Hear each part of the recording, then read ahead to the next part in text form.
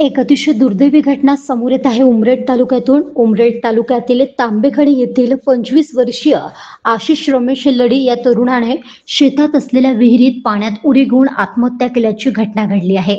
मृतकाचे वडील 50 वर्षीय रमेश माणिकराव लडी यांनी उमरेड पोलीस स्टेशन येथे या घटनेची फिर्याद दिली आहे।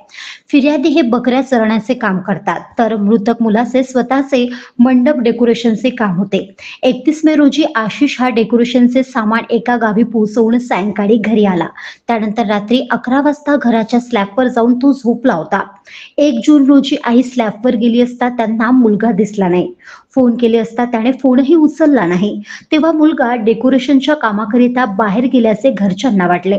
मात्र वडील बकऱ्या चारण्याकरिता तांबेखडी शिवारात गेले असता एका शेतातील विहिरीजवळ काही जण संशयास्पद पाहत असल्याने फिर्यादी देखील तेथे गेले असता त्यांच्या मुलाचा प्रेत आढळला। पोलिसांच्या मदतीने सदर प्रेत विहिरी बाहेर काढण्यात आले। आशिषच्या दोन्ही पायाला काळ्या रंगाच्या नायलॉनची रस्सी त्यावेळी बांधलेली होती, तर दुसऱ्या बाजूने एक दगडही बांधलेला होता। आशिषच्या पायातील दोर हे त्यांच्याच घरातील असल्याने मृतकाने अज्ञात कारणावरून आत्महत्या केल्याचे समोर आले। आशिषने आत्महत्या केली असून त्याच्या मरणाबाबत कोणावरही संशय नसल्याचे फिर्यादीने पोलीस रिपोर्टमध्ये सांगितले आहे। महादर्पण न्यूज करिता भूपेश पाठराबे, उमरेड।